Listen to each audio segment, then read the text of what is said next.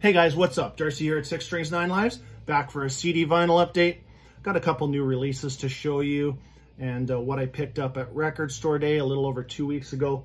A couple things came late, so I thought I'd just wait till I got it all. Before we get started, if you maybe you already know, you zipped over to Nuclear Blast, but there is a pre-order up for Exodus, not their new album yet. Don't get too excited there yet, sorry. But there is a pre-order for their album Shovel-Headed Kill Machine on 3 different versions of vinyl. There's black, and then there's a black gray splatter or a red clear or something like that. I've definitely pre-ordered that. I'm a big Exodus fan. Don't mind some of the Rob Dukes era of Exodus at all. So I'm going to pick that up before it disappears. I think the exclusive black and gray is already sold out on Nuclear Blast USA. I don't know about the overseas outlet. You can check it out if you'd like, but if you're an Exodus fan, and definitely looking forward to the new album. Good luck to Tom Hunting. I hope he is, you know, gonna kick the shit out of cancer. Tom. Anyways, got a couple new releases here to talk about. One that I got very near to the release date. So I've had it for, oh, when was this released? A couple weeks ago anyways, but I've got multiple listens. And if you know this, if you've watched my videos, you know I'm a huge fan of this band. Have been since 1986. And yes, this band is much more than just the band that Jason Newsted came from and helped form, you know, co-founder. But I'm talking about the brand new one from the 14th studio album from Flotsam and Jetsam called Blood in the Water. Fantastic artwork. I do have the vinyl, so I'll show you that. But I'm kind of a nut when it comes to this band. I just, you know what? I pretty much like almost all their, they had a couple bumps in the road along the way, but you know, what band doesn't? But to be putting out this type of material this late in their career, 14th studio album, 3rd album on AFM Records, which they got a great record label, great support now. I mean, an AFM Records, if you know this company, great CD booklet. There is the CD itself. Now, I'm pretty sure this is kind of a computer-generated dated version of Flotzilla. No, it's not a Grey Dragon, but it's close. Anyways, that's actually one of the song titles. I really love this album. I would say if you took their last 2 albums, and yes, you will have people that, you know, are not fond of the production. I don't mind it whatsoever, especially in this album. It's like if you took their past 2 albums, their self-titled from 2016 and the End of Chaos from 2019, and just expanded it, hit the nitrix button. There is great variety on this album. I watched an interview and they were talking about, you know, which single they'd release first, and that it was very hard for them to choose, and I fully understand, because out of these, whatever there is, 11 songs, there's not one weak track. I think the first single was, what, Burn the Sky, then we had Blood in the Water, Brace for Impact, and actually those are not my favorite, personally, not my favorite songs from the album.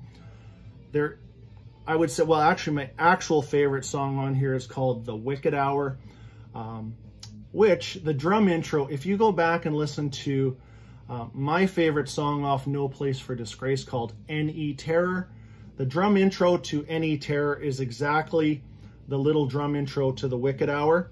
And what a song. Too Many Lives, love that song. Regression, the song Undone it's kind of, it's a different type of song, but man, is it catchy. Great riffs. I mean, Michael Gilbert and Steve Connolly are just crushing it on guitar here. Eric A.K. on vocals, Eric Knudsen.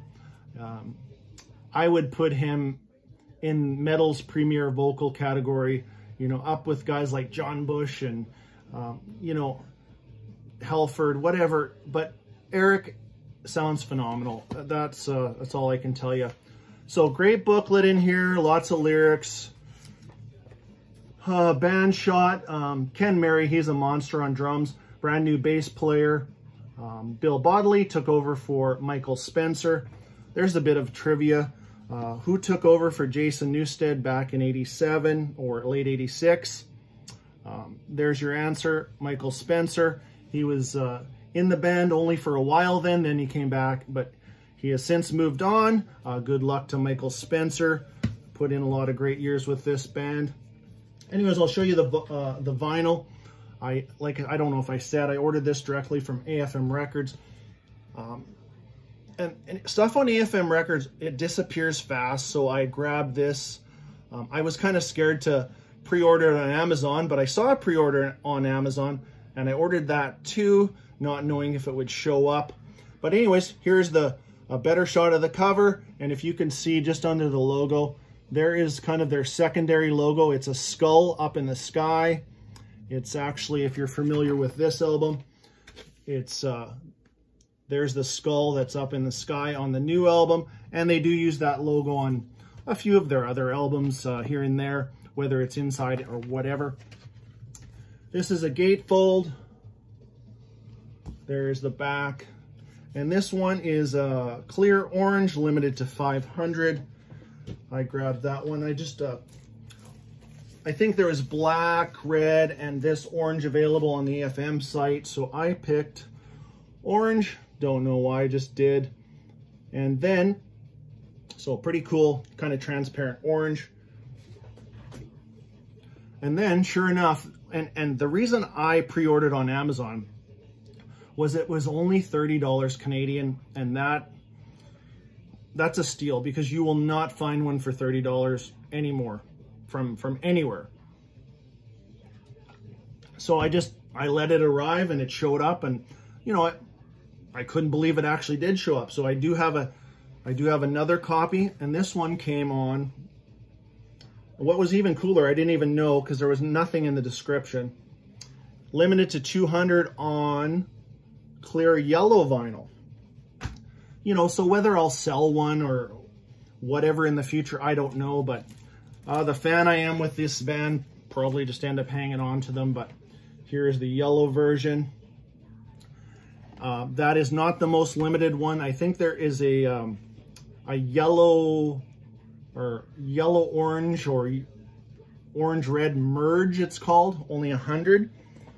But this is good enough. I don't need any more. I mean, I basically went a little overboard as it is.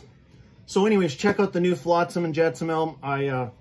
It's awesome. That's all I'll tell you. Next up, brand new album, fourth album from Burning Witches. I picked this one up. So this one is called The Witch of the North. This is a follow-up to their last year's album, 2020 release, called Dance with the Devil, which I really enjoy that album. Now, also, this is really, it's a product of, well, COVID. These guys had some time on their hands. Normally, this doesn't happen for many bands where you go back-to-back years for albums. It's just not common, put it that way. So they had some time on their hands. Why not get out another album? I think they released a single off of this album called The Circle of Five quite a few months ago, and then, you know, started working on some more stuff. Whether this is leftover material from Dance with the Devil, I'm not sure. So this is their fourth overall studio album, second with new vocalist Laura. This one's on a digipack, and again, I don't mind these kind of digipacks. Pull out the CD, there is a nice shot of the band, and I put the hype sticker in there. So this is the second for sure, maybe the third. I'm not quite sure about their album Hexenhammer. If it was produced by Schmier and Demir from the band Destruction, if you're familiar with that band. Cool booklet, nice band shot of the ladies, and these ladies can play. Very good. It's metal. It's just straightforward metal. A couple of my favorite tracks. Actually, my favorite track, The Circle of Five, is awesome. 9 Worlds, I love that song. And these guys always do, these gals, guys, you know what I'm saying. always do a cover song. And this time they picked probably one of my favorite songs of all time from one of my favorite albums of all time, Hall of the Mountain King. They did a really good job on it. You know, they nailed those, you know, as close as you can get to a John Oliva scream. The guitar tone, you're never going to match Chris, but they did a really good job on the guitar tone. Really enjoyed that cover. But is it as good as their last album?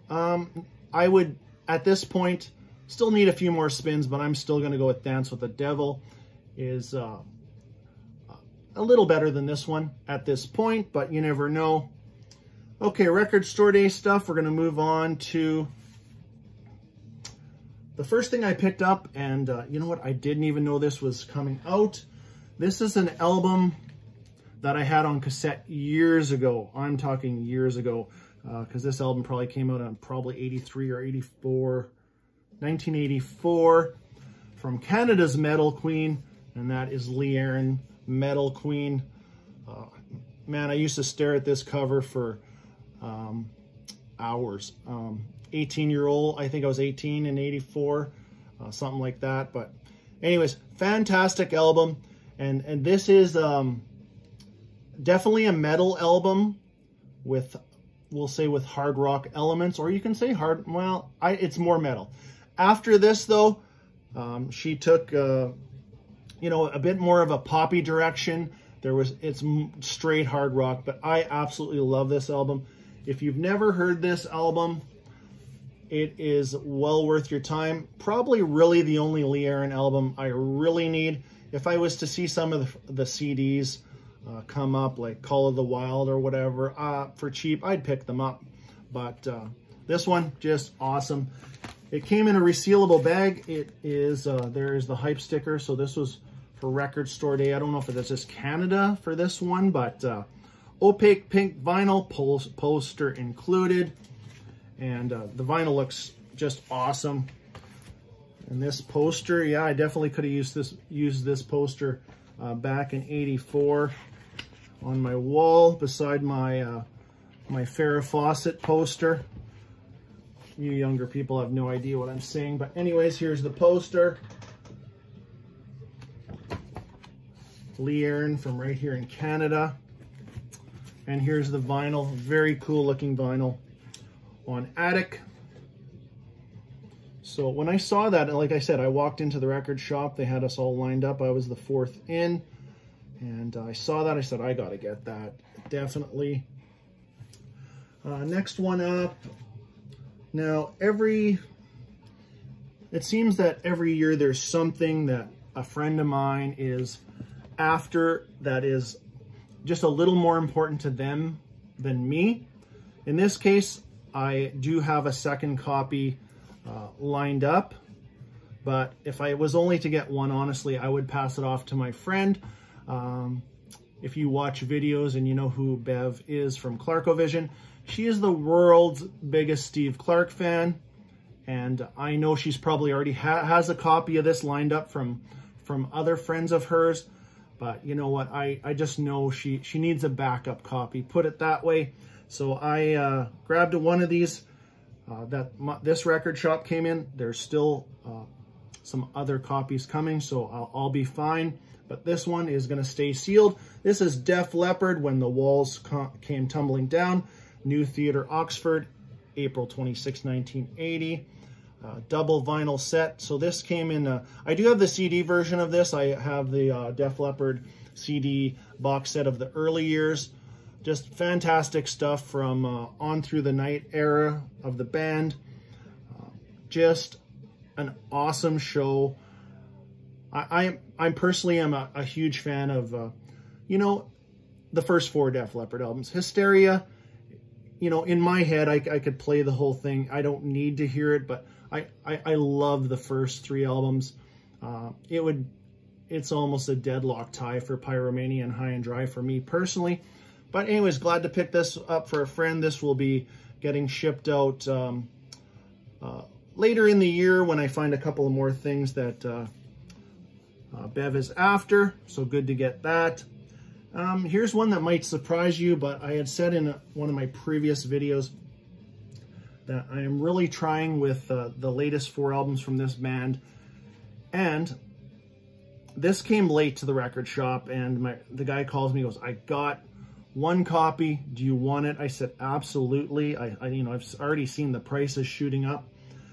I thought initially maybe I could use this as an investment, and I don't buy and sell much or whatever, but you could easily double your money in a short period of time with this. But you know what?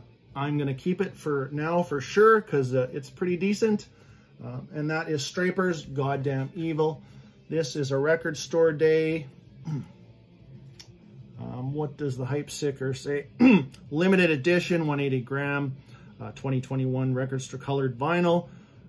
Limited to 1,200 copies worldwide, so that's pretty cool. And yeah, they only got 1 copy in, and when you go to these Record Store Days things, an hour later after you've walked out, just check eBay.